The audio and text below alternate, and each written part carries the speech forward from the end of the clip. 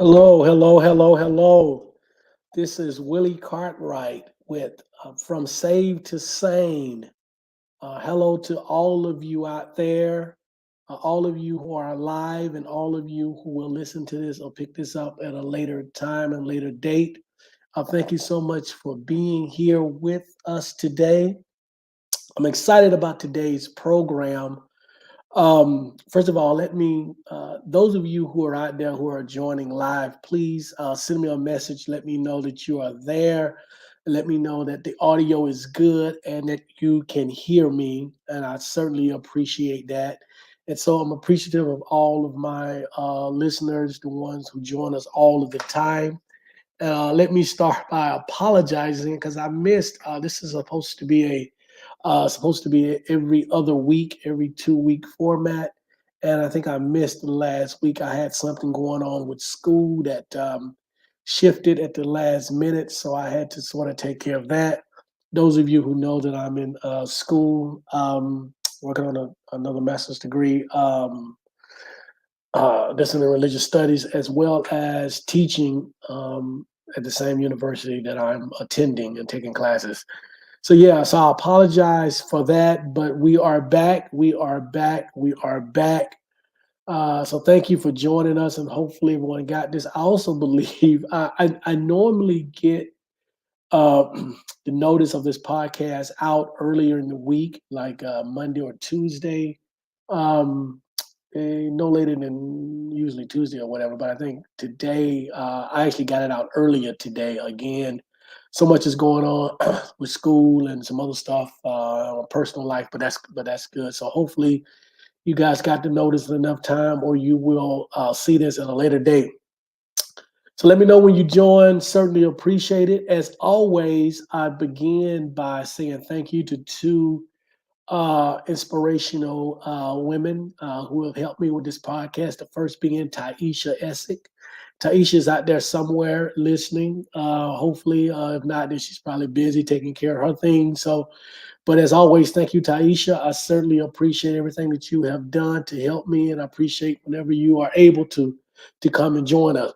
Those of you who are familiar with Taisha Essick, she has her own platform.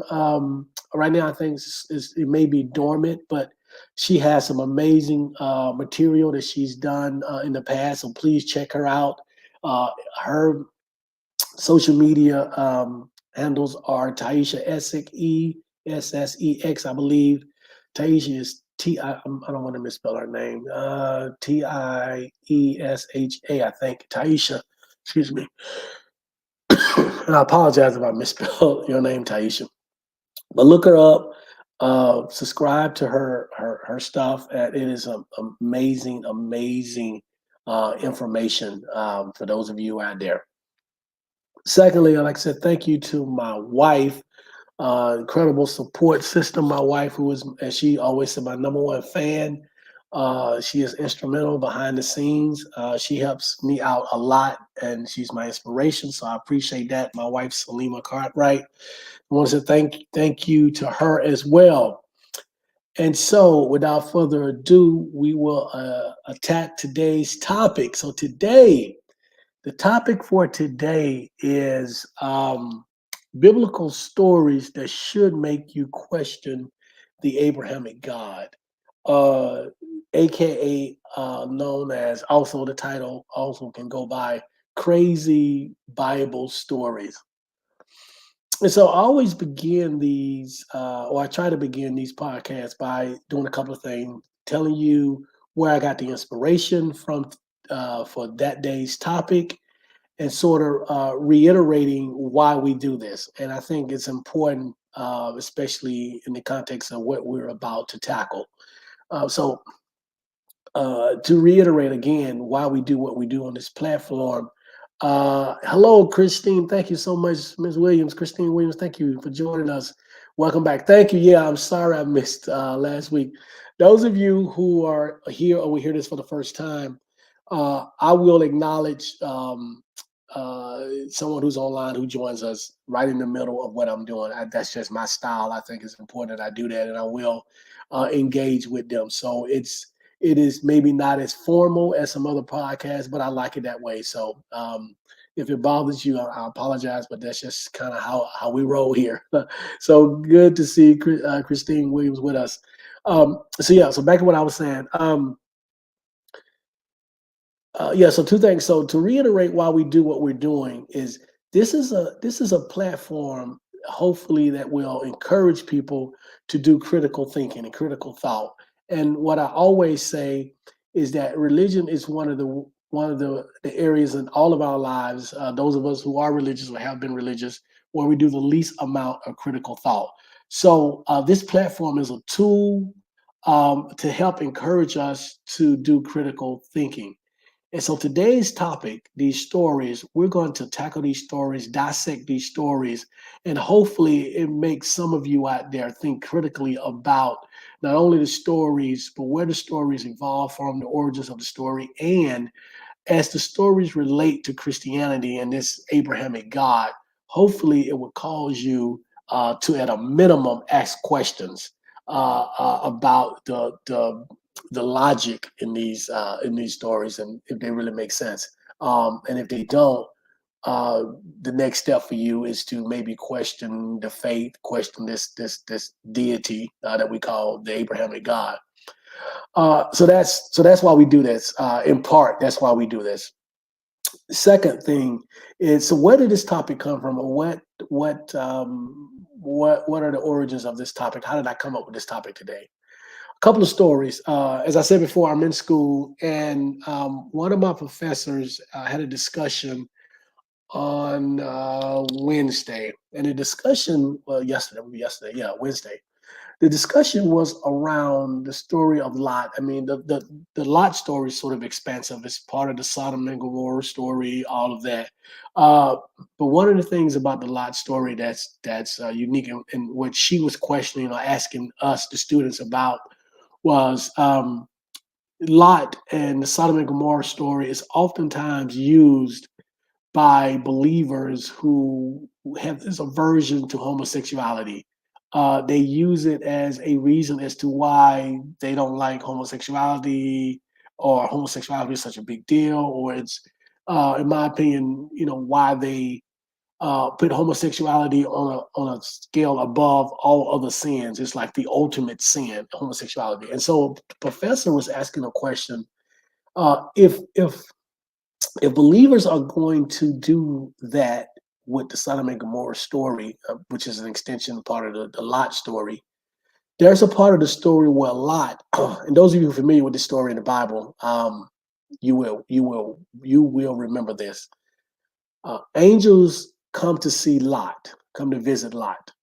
A group of men, sodomites as they're called, come to Lot's door, and they want to basically rape the male angels. Now keep that down. This is the story. They want to rape angels, male angels. Lot instead says, and I've heard biblical scholars and historians say that this story is more about hospitality than anything else. I've heard this from more than one biblical historian, and I'm still trying to wrap my head around that hospitality part of it. But anyway, um, so Lot says, no, these are my guests. That's the hospitality part. You cannot rape my guests. But here are my two daughters who have never been with a man, meaning they're virgins, that you can have your way with and do whatever you want to. So my instructor, my teacher, professor says, why do we not make more of what Lot did to his daughters, or what Lot attempted to do to his daughters? Why is that not a bigger story than the whole Sodom and Gomorrah thing, any of that? Also, if you remember, after Lot and his family left the city of Sodom, and the wife is turned to stone or turned to salt for looking back, they end up in some cave somewhere, Lot and his two daughters. And again, I guess because the daughters had not been with anyone, or they didn't have a child to continue their legacy, they purposely got the father drunk, and both of the daughters had sex with the father. Now, this is in the Bible. And so that's another part of it. But my professor is asking, why are we not talking about that part of the story, the part of the story where Lot is willing to give his daughters to be raped to a group of men. And so they got me to thinking about the story in its entirety and how asinine and crazy this story is from beginning to end, and how this is no different than any other mythological story in any other spiritual or religious text. But believers want to believe that for some way that this is somehow different. It is as crazy as any story that you hear in any other faith, religion, or any other nursery rhyme or mythological story. Anything that you want to name, this story is insane. It is. First of all, how can you rape an angel? Uh, why would God turn a woman into salt for merely looking back? Why would a father hand his daughters, virgin daughters, over to a group of men for them to have their way with her? Also, remember this in the Bible, in this whole chapter, this whole book, Lot is considered and called by God a righteous man. So, a righteous man who gives his daughters over to be raped, a righteous man who allows himself to get drunk and his daughters have sex with him. Is this a righteous man? So the whole story is just asinine. But it's one of those stories that we hear if we were believers or when we were young kids or young people. We hear this story, we don't think about it. There's no critical thought behind it. We don't ask questions.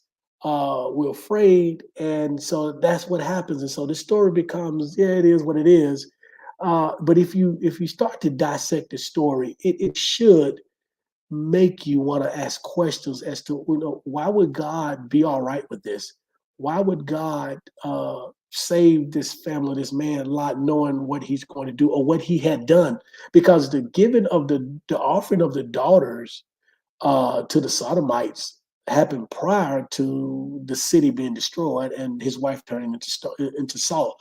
What Lot did, why is it that the wife was turned to salt just for turning around? But here's a man who is willing to give and offered his daughters, his virgin daughters, to be raped.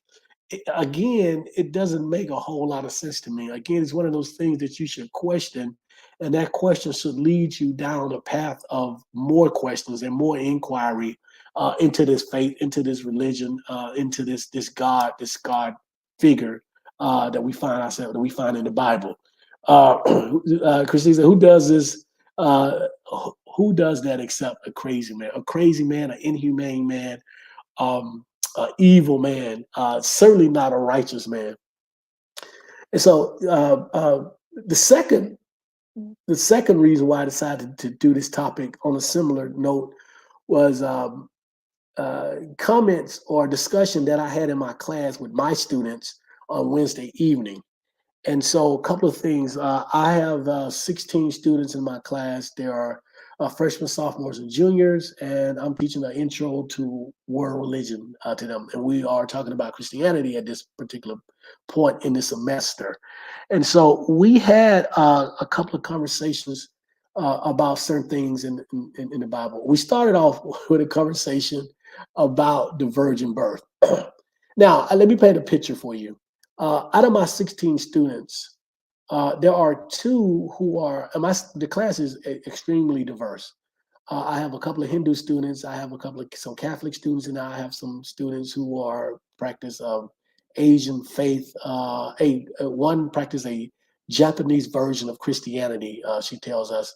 I have a couple of people who are either agnostic or atheists. And then there are people who just are whatever, right? So it's a very diverse class. So two of my two devout Christian students, we had a discussion. We talked about uh, Mary, the issue of the virgin birth.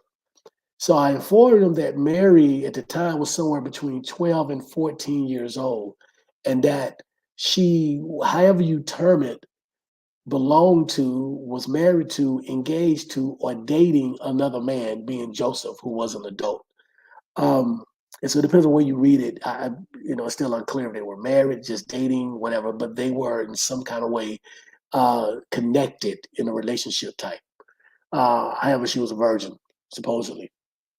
And so the first question that I put to them was, why is it the age 12 to 14? And understanding this is a completely different time period, and that back in those days, women or girls were considered mature enough to have kids at that age.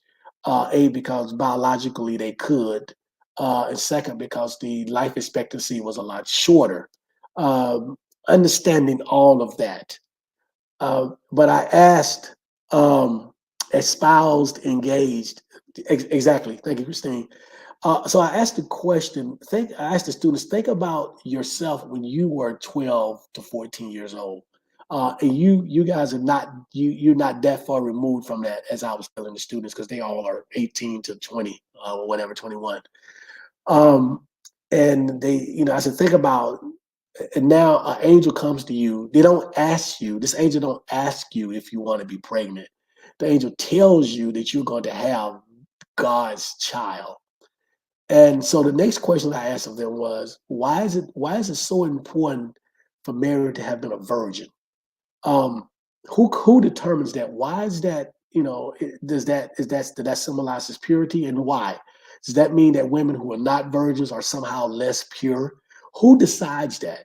And I was trying to take them down the track of, this being especially back then, a male dominated society, rules and regulations and norms created by males, to let them know that, just not only the Bible but other uh, sacred texts, as we call them, are heavily influenced by the norms, the habits, the roles, um, contextually given at the time that these scriptures or these texts were written.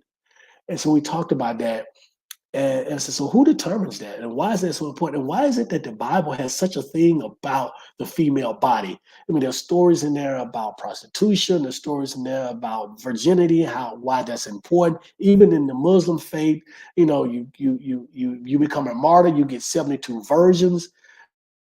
That in itself tells you that this stuff is so man-made. And I don't mean man in the sense of humanity, I mean man in the sense of gendered man, male, the male. And it is crazy. So we had those discussions. Jay Jammin, thank you for joining us. The man that made up the story decided, absolutely. And that's the point that I wanted them to get to, was that the man who made the story up is the one that decided that Mary had to be a virgin and that virginity represented purity. And then if you were not, so forth and so on and so forth and so on and on and on and on and on. And so we had that discussion, and they had questions about that. I wanted them to think their way through that, because my class is probably 80% young women. I think I have 3 guys in the class out of 16 students. One, two, I'm trying to count in my head. 1, 2, 3, 4, 5. I have 5 guys and I have 11 women in the class. And I tell them all the time, I say, this is something your generation, you should ask these questions. You can challenge this. In traffic finally stopped. Good, good. Glad to have you. And so that's a question. So we talked about that, and they finally got the point and understood, where this was coming from. They had questions about that, and then we got on the story, and this is all part of what we're discussing today: crazy stories that make you go, or make you, at least should have questions about this Abrahamic God and this religion. We had discussion about Isaac and Abraham and Isaac, and we talked about Abraham potentially sacrificing Isaac because he heard or believed he heard God tell him to do that. And so, obviously, the first thing I mentioned to them is that if that was to happen today, Abraham would either be in jail or institutionalized. Um, Regardless of God stopping him, Abraham didn't know that God was going to stop him. Certainly, Isaac did not know. So, can you imagine the trauma that this child, Isaac, has after all this happened? Think about it in modern day terms. If your parents were going to physically sacrifice you on the altar by stabbing you through the heart, you couldn't trust your parents for the rest of your life. You would not. You would not have anything to do with your parents for the rest of your life. But yet, this is a game that God played with Abraham and Isaac. Uh, if this all-knowing God knew that Isaac would do this, why even have to test him? And so we talk about these stories again. This is a mythological story, but and I know my Christian apologists will come on here or they will listen to this, and I'll get questions. I mean, I'll get comments, something to the effect of, "Well, this was metaphorical." Oh, this is an analogy, or this was metaphorical. This was a parable. It was really meant to tell a story. It didn't really happen. But first of all, I know it didn't really happen because most of the stuff in the Bible didn't really happen. But aside from that, um, there are many, many believers who believe that this story happened. And these are the kind of stories that if you're going to believe in this God, you have to question as to why would God even do this. If you really believe that Abraham existed, lived, and again, there's no archaeological evidence for that, but you can believe that. And if you believe that Isaac lived, then why not this story? The story makes no sense to me. Can you imagine uh, kids who hear this story as a child, and then they turn to their parents, and their parents is like, "Yeah, that makes perfect sense." And the child's like, "Well, no, no, no. Even a child's like, no, that doesn't make sense. Why would you sacrifice me? And what are you sacrificing me to? And what's the purpose of this sacrifice?" Christine said, mental terroristic rape. Absolutely. Um, it is crazy, and so that's how we got to where we are today. I said there are many more stories like that in the Bible. The Bible is full of stories like that that really don't make any sense, but stories that we should be dissecting and analyzing from a critical standpoint and asking ourselves, if we believe this happened, why would it happen? Why the inhumane actions of God? And does that represent a God that I want to serve or be a part of his so-called family? We have other stories. We talk about Noah, the flood story. Again, which those of you who have heard me before on here know that I talk about how that's a knockoff story of stories from other religions that predate Christianity. But in essence, God made a mistake. He made a mistake in his creation of man with Adam and Eve and what they went through. And so God attempts to fix his mistake by killing everybody except Noah and his family, who themselves had all types of issues. But they were deemed to be the most worthy to survive and restart humanity, so to speak, right? And not only did he kill all the human beings, this God, but he killed all of the animals except two of each kind. What the hell did the animals do? I mean, what the hell did we do? I mean, what the hell did babies do? Infants, anybody for us to drown. Clearly, I've never drowned to death, but I can imagine that it must be a horrible, horrific way to die. Even if you're going to kill everyone, is there not a more humane way of doing it? Could you not just put all of us to sleep and have us not wake up? I mean, it is just this is it's crazy. This flood story. Um, and as I mentioned to my students, we talked about this story as well. I mentioned to I mentioned to the entire class. I said that there is no archaeological evidence of a great flood, the way it's depicted in the Bible. And that doesn't mean it did not happen. This is me being the professor. I have to give that disclaimer before I hear from angry Christian parents.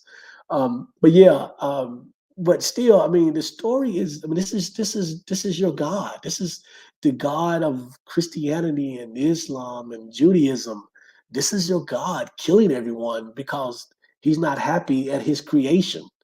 This is his fault. It's his fault that people act the way that they did. He knew this was going to happen. So why do you, knowing that this is going to happen, why do you create people just to punish them, even though you know this is going to happen? So that's another story. Uh, Another story we talked about the whole Jesus died on the cross and him resurrecting. Uh, that's the premise. That's the base of Christianity, right? That's the foundation That's the linchpin of Christianity, right? But that story is not possible. Jesus' crucifixion and subsequent resurrection, for believers, is not possible without Judas. And so I told my class, I said, God set Judas up. He set him up. And he's like, what do you mean set him up now? I said, okay. I told him, I said, listen, hear me out. This all-knowing God knows exactly what's going to happen, right? And so he needs Judas to do his Judas thing, which is, those of you who don't know the story, he needs Judas to betray Jesus. He needs Judas to kiss Jesus on one cheek or however it went, as a way of pointing out to the Romans who Jesus is, right? So they can crucify him. And for that, he gets 30 pieces of silver or whatever it was. And so after that, Judas, realized what he's done and and so he commits suicide. So it's a setup. So I asked my students, I said, well, Judas is probably in hell. This was part of our discussion about free choice. Um, I said, but did Judas have a choice in this? Yeah. I said, no, he did not. Without Judas doing this, you and I are not even having this conversation because there is no crucified Jesus and no resurrection. So Judas had to carry out what he was going to carry out. That was a mandate from God. Judas had no choice. Judas has no choice in changing his mind. And secondly, I asked my devout Christian students, I said, what are the two sins that are unforgivable? At least the way I was taught when I was a Christian. And they said suicide, and they didn't know the other one. The other one, from what I was taught, is sinning against the Holy Ghost, whatever that means, blasphemy or whatever that means. But certainly self-murder, as I was taught, is one of the things that cannot be forgiven. From a practical standpoint, that makes sense because you're dead, so you can't ask for forgiveness. So Judas kills himself. So Judas was born to go to hell. Period. He had a job to do that could not be changed, and he would end up in hell. That Judas does not have a choice. And so we got into the whole thing about choice, and I said it's not really choice. I said God is about extortion. I said, he tells you, you do what I say. If you don't, this is what happens to you. I said, that is no different than a mob boss walking into your business and saying, if you don't pay me $10,000 a week, this building will burn. You will burn down in this building. But if you pay me $10,000 a week, your building won't burn. That's not a choice. You really don't have you can let the building burn, but is that really a good choice? And so God does the same thing. He says to you, if you don't worship me, if you don't say I'm your father, then you burn in hell. Is that really a choice? You're gonna spend the rest of eternity in hell? Again, this is on the premise that I'm putting myself in the position of a believer again. And so I'm telling other believers who are believers this story. And so I asked them, as I've done with many other adults who actually have kids. I say, because none of the students that I know of have kids in my class. I said, if you had a child and your child said to you, Mom, Dad, you're not my mother, my father anymore. I don't know you. I don't want to have anything else to do with you. I said, and you had the power to put your child in hell for eternity, would you do it? And of course, they was like, no, of course not. Why would I do that? I said, but that's what your God does. That's what your God does. Your God says that if you don't believe in me, if I'm not your father, if you don't publicly proclaim that I'm your father and that I saved you, then you're going to burn in hell. That's exactly what your God does. And so they thought for a minute. I said, wow. And so again, what I'm trying to do is to get them to think critically about their faith and these stories and what's going on. And then the final thing that happened in the class was one of my students who is no longer a Christian looked at the two young ladies who are Christians and said to them, you now know me. We've been in class together for a while. You know me well enough. What you know about me, do you think that I deserve to go to hell? And the two young ladies thought for a minute, and it was a struggle because they knew that they didn't believe that she deserved to go to hell. But they also knew what that answer meant to them from religious standpoint. But they said, no, we don't believe that. We don't think that you should go to hell. And I said, listen, I said, that's the perfect answer. I said, now, I'm not trying to get you to denounce or change your religion or whatever. You still believe in God, and it's all right for you to have these questions. Because early on in that day, my student said, I don't think we should question, well, I don't think we can question God. I said, why not? I say, if everything about this God is what it's supposed to be, and He is, who He's supposed to be according to the Bible and the Torah and the Quran and the Torah and the Bible, Old and New Testament, or whatever, then He can stand up to this. You know, you can ask questions. And so once she was kind of like, maybe, I said, so these are some questions that you should have.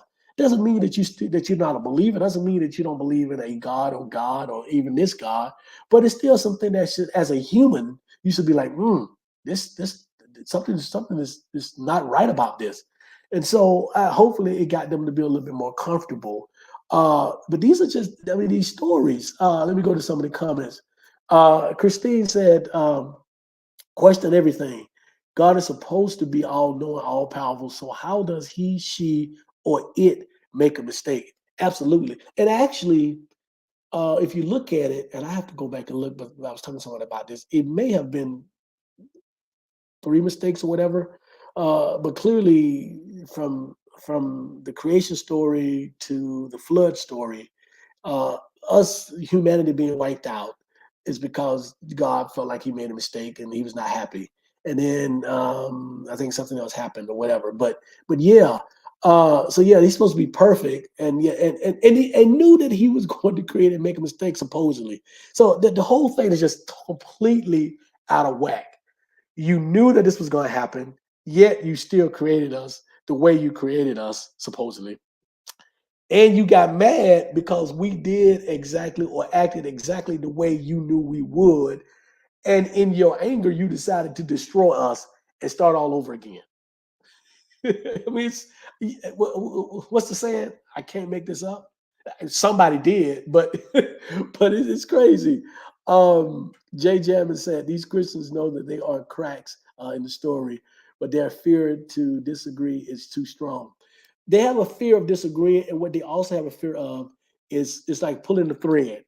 If they question one story, that leads to questions of another story and another story and another story, and then eventually their whole faith falls like a deck of cards, right? Um, and so that's really what they're afraid of. I mean, and then they're also afraid of, because remember, the indoctrination process of any religion, part of it, a large part of it is fear. So it's been instilled in us, those of us who believe or used to be believers, or even when I was a believer, the fear factor was instilled in us. If you do this, God will get you.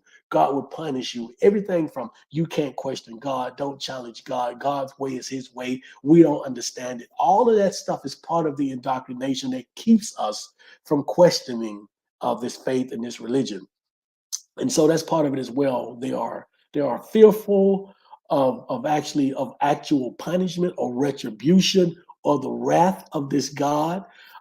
They are fearful of learning things and pulling the thread. And a lot of these believers, their entire existence rests on this faith, this religion. I was telling a guy today I had a meeting with, and he's of the Baha'i faith.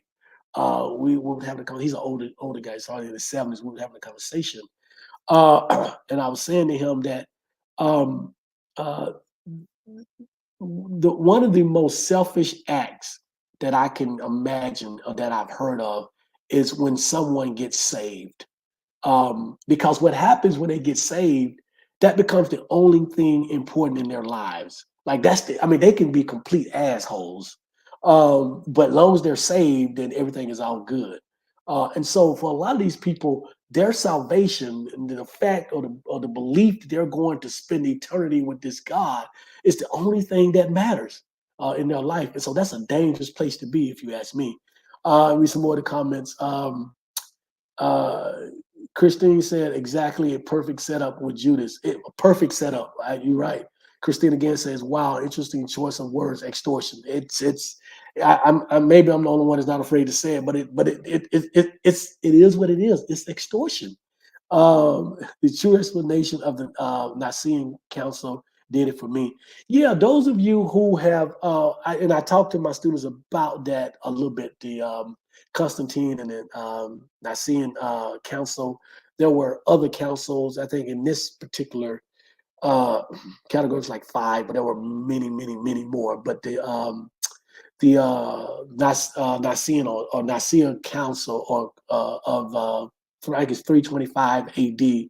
Those of you who want to look it up, it explains a lot. It explains how we got the Trinity. It explains how some of the books were decided on for the Bible and a whole lot of other stuff. Constantine and his council. And if you go back far enough, you'll get the story of how um, Christianity really spread it, at least because through the Roman Empire and what Constantine was doing and how Constantine became a Christian. All of that is there. But yeah, absolutely. Christine said, and he repented. Who Judas? He could have repented, but if he committed suicide, I, my understanding is that he's still burning in hell. Um, JJ said, "You're so right. My story is very similar to yours." Thank you. Yeah, I appreciate it. Thank you. Yeah, absolutely. So yeah, and so we worked our way through that with the students, and then we talked about the Abraham story and the Great Flood story. And I told him, I said, and don't get me started on Job. Um, the story of Job is amazing because it's in this most simplistic form. It's a bet between Satan and God. And so God says, now I guess the devil says, you got this dude over here, and he's so devout to you, um, but I bet if you took everything away from him, he wouldn't be as devout. And God says, okay, let's bet. So God kills his family, he kills his kids, he's not his wife, kills his kids, kills his cattle, kills everything, his livestock, takes everything that he owns, right? Makes him sick or whatever. Um, just to prove a point to the devil. Now, a point that you as God already knew. You already knew that Job was not going to leave you or denounce you. You knew this as God. But yet you make this bet with the devil and put this Job character through all of this stress and trauma and loss of everything. But guys, here's the funniest, ha ha funny, not necessarily ha ha funny, but here's one of the funniest defense of this story that I've heard from Christians. So I've had these debates way too often with people, and when we get on this story, one of the things they will say to me is, well, God blessed him with more kids. And I said to them, I said, are your kids replaceable? Is your sister, because I don't have any kids, so I said, my sister is not replaceable, right? If I knew that God on a bet with Satan took my sister and said, but I'm going to replace you with two of them, that's not a replacement. They won't be my sister. They won't be the sister that I grew up, that I love, that I grew up with. You can't, human beings are not replaceable like furniture. That's just not how it works. Especially you built a relationship, a personal relationship with these people. And sometimes I just look at these people like, are you freaking serious? Are you a freaking idiot? Does that really make sense to you? Is your mother replaceable? Is your father replaceable? Is your spouse? Are your kids replaceable like that? Like we're interchangeable like furniture. I don't get it. So when we talk about the Job story, that's another one of those stories that just really, again, this is God. God, this is not a surrogate. This is God who is committing these acts, condoning these acts, or allowing these acts. It's not something that you got to interpret. It's not subjective interpretation. I mean, interpretation. It is objective actions committed or condoned or okayed by this God. Um, and so, we even the case of the Ten Commandments. The Ten Commandments, that story in some ways similar to the Great Flood story, but here is God trying to and listen to this story. This is a part of this that we tend to forget sometimes. So in the story of the Ten Commandments, you guys know it because you see it every Easter on television. It comes on if you don't know the story from the Bible. But the Pharaoh in Egypt is holding Hebrew people, Jewish people in captivity. Side note, there is zero archaeological evidence that this ever occurred, ever happened. And this is from Jewish Hebrew historians who have tried their best to find evidence of this story because it would certainly benefit them. But no one has been able to find any kind of evidence that this story happened. But anyway, in the story, um, Moses is supposed to be trying to free the people. Pharaoh has a hardened heart. He won't let the people go. So God comes with these 10 plagues, everything from frogs to turning the water into whatever, all of this, and nothing happens. Pharaoh is still steadfast. No, I'm keeping them. I'm not letting these people go. And so finally, God said, well, you know what? I'm going to kill every firstborn. Now, what did the firstborn kids do? I'm going to kill all of them. I'm going to kill all of them. But here's the part that we forget. Pharaoh, I think prior to that, I'm taking the story right, maybe prior to that, whatever, Pharaoh decides, okay, I'm going to let him go. But God hardens Pharaoh's heart. So even though Pharaoh did what God wanted him to do, God said, no. I want to see this through because this is a game for me. So I'm going to harden your heart, right? And so I'm going to kill all the firstborn. So all of these Egyptian people who had nothing to do, it's just like right now, us as individuals, we have nothing to do with the decisions for the most part that our government makes, especially in a dictatorship. Not a democracy, but a dictatorship. So this was a dictatorship. The people of Egypt were just individual citizens. They had nothing to do with what this dictator was doing. But yet this God says, come on, I'm going to kill every firstborn. And if I'm an Egyptian parent, I'm like, whoa, wait a minute. That's between you and Pharaoh.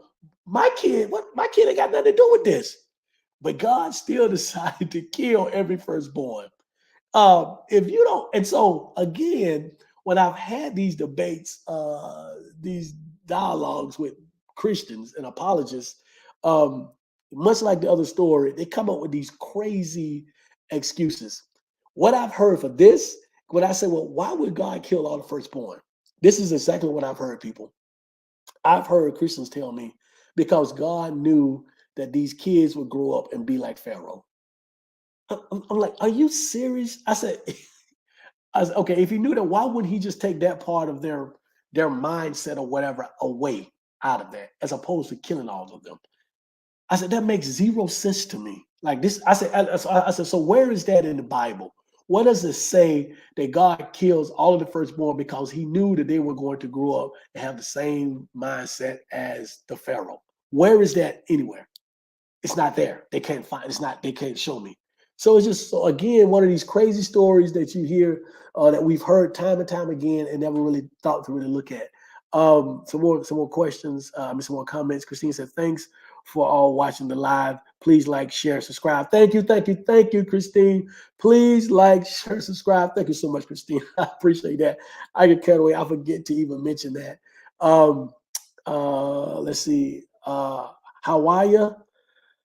If I'm pronouncing it wrong, I certainly apologize. I am so sorry, but glad to have you. Glad to have you.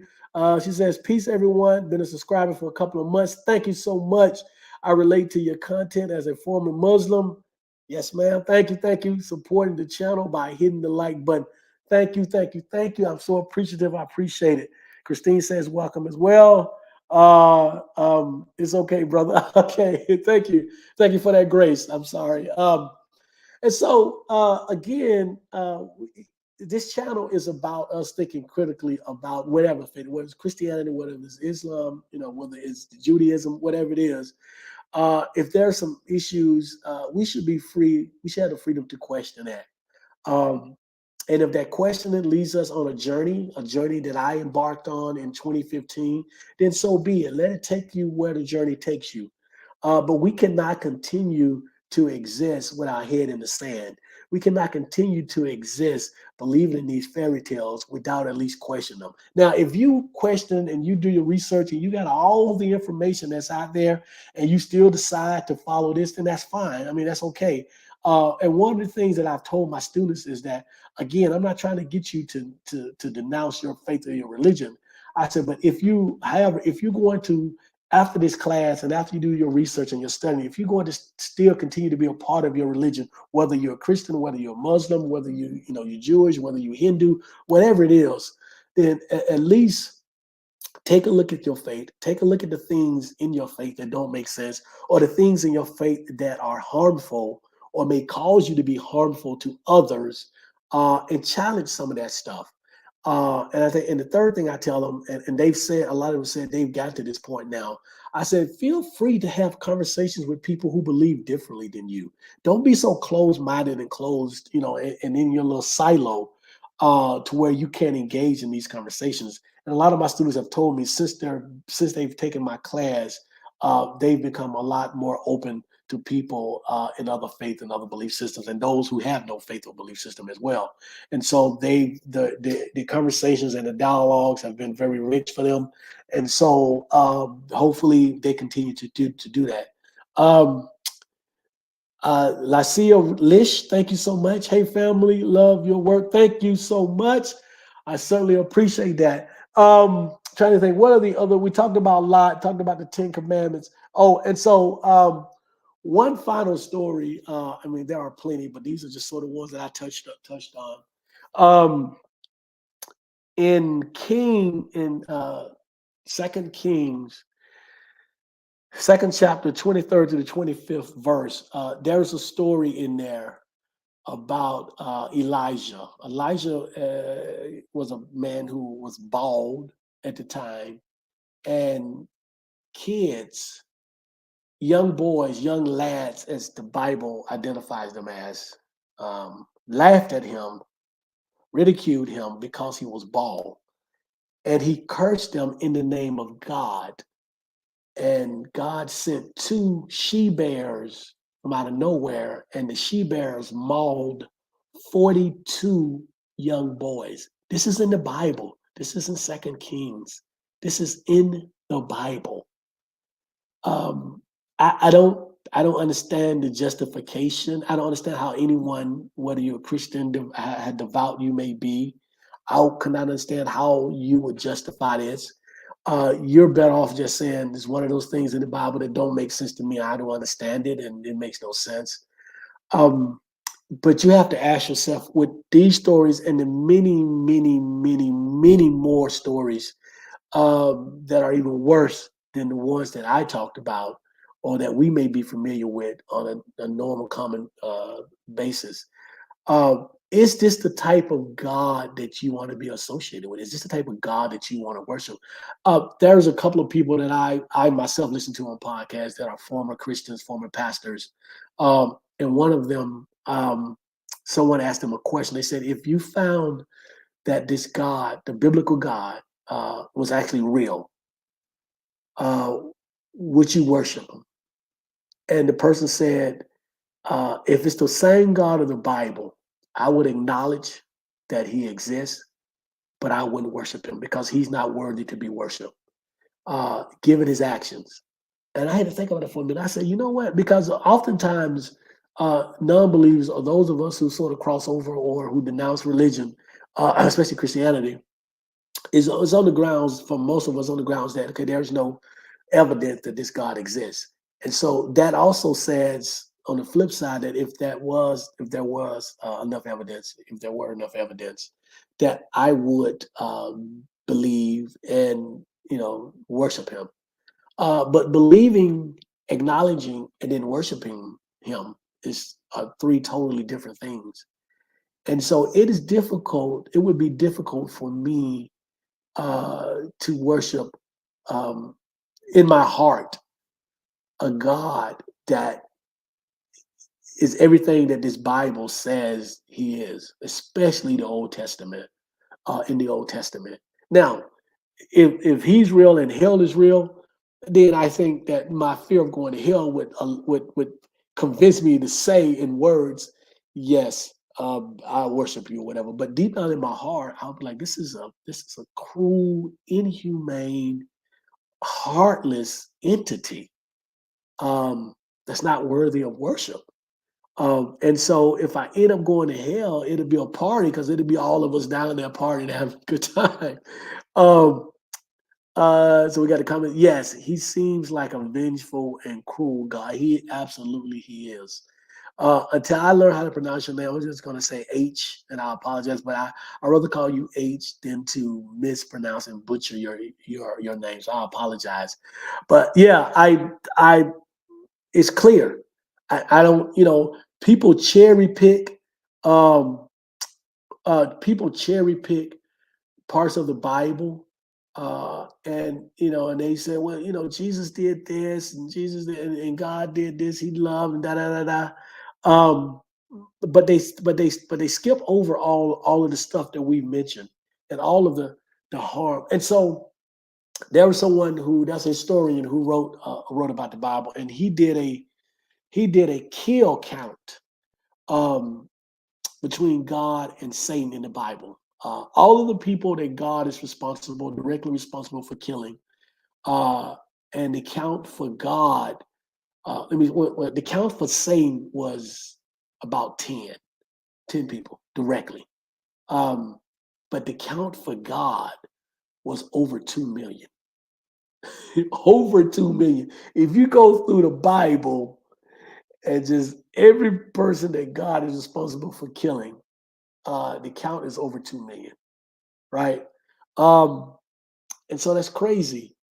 And so it is cruel. It makes no sense. I don't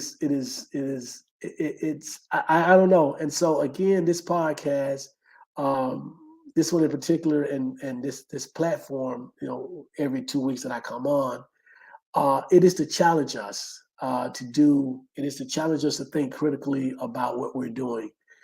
As I've said to you all before, my research is in the area of secularism and how secularism, first of all, is affecting the African American community, how it is growing, especially those 40 and under.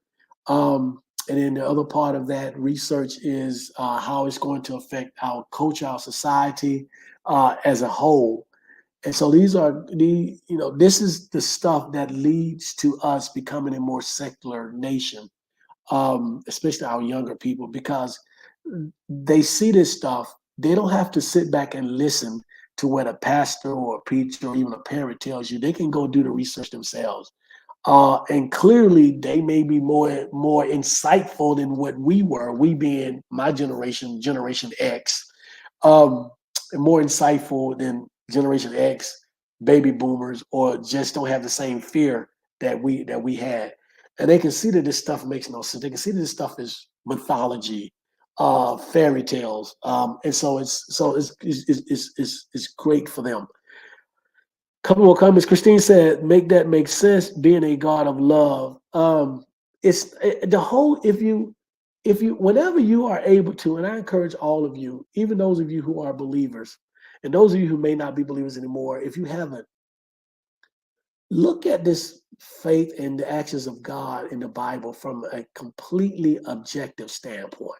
Completely objective standpoint. I mean, it's almost like our parents. I mean, for years and years and years, I was so like terrified of my mom, and even when I became an adult, I had her sort of on a pedestal for a while. And my mother was one. She was something to deal with. She was something to deal with. But as a son, as a child, I had on a pedestal. She could do no wrong. But as I got older and consequences and things happened, and I became an adult, and I had to make adult type decisions. And um, around my 30s, I decided to take her off a pedestal and look at her, the person, objectively. It didn't mean that I didn't love her. I loved her dearly. But I had to be honest with myself, and answer some questions about her behavior, things that she had done in the past. And so it didn't change my love for her, but it just allowed me to see that she was a human being that was flawed, like everyone.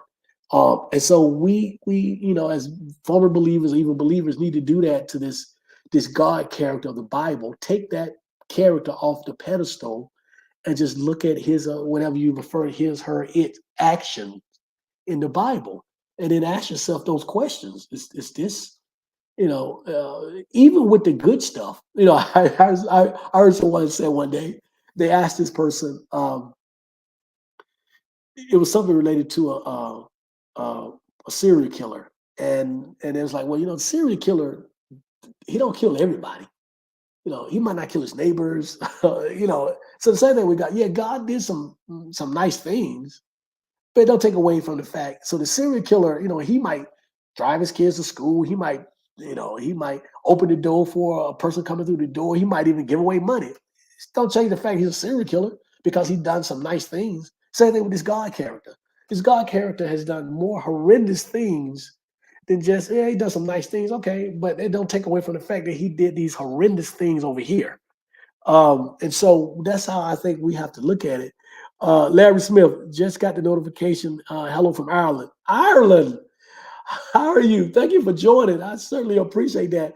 Larry, please go back and listen to the whole thing because I think this was really one of the better ones. Podcast, a lot of information. So appreciate you joining all the way from Ireland. Fantastic. And not sure why you just got the notice. I did put it out earlier today, but um, this is sort of a misnomer. I usually, not a misnomer, but I usually put them out, the notice out well before today. So I apologize for that. It'll be out in 2 weeks. It'll be out a lot sooner than the day of. Let's see what else we got here. H, my friend H, says, believing in the Abrahamic God conditions you to accept abuse. Oh man, I need to write that down because we are going to do a whole show on why that's the case. Um, um, Absolutely. Abrahamic God. Yeah, I'm writing it down. I'm telling you. It does. It does. And we've touched on this before on this show about that. We've talked about how that it conditions us and it also makes us expecting and accepting of struggle and abuse because it goes hand in hand um, in some cases. It absolutely does. It conditions us. We accept the abuse, whether it's mental abuse, whether it's physical abuse, whether it's emotional abuse. All of it's the same. And I've often said on this show that Christians have an abusive relationship with this God. I've said that many, many, many times. Christians have an abusive relationship with this God. Um, it's that's we don't even have time to get into that, but we will absolutely do a show on that. And so we're getting ready to wrap up. Larry said YouTube be tripping sometimes. Yeah, it does. But I certainly appreciate all of you for being here.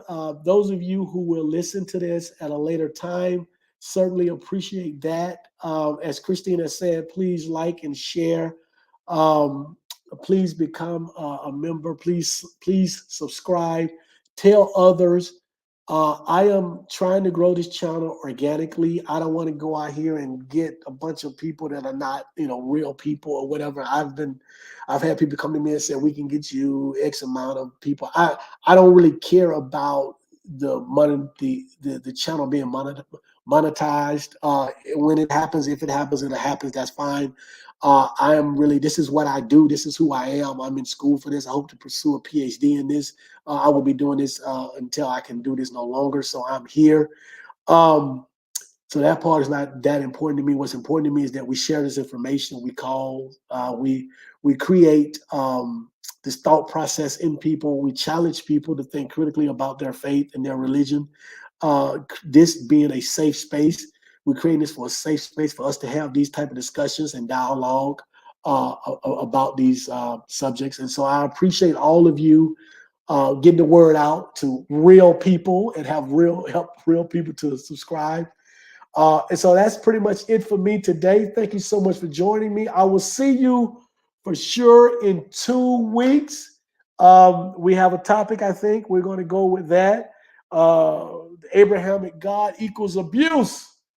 The belief in this Abrahamic God conditions us to accept abuse. And thank you, H, for that. I appreciate that so much.